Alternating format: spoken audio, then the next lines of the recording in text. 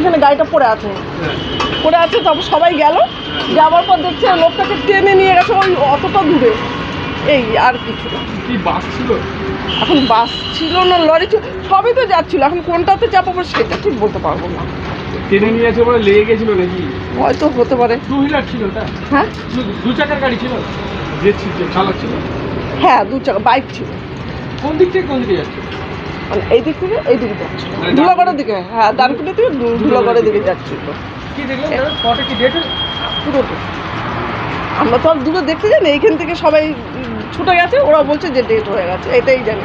কতজন ছিল গাড়িটা? একাই ছিল। ঠিক আছে, আপনার নাম? ওরে বাবা, এত কিছু। অনিমা বিশ্বাস।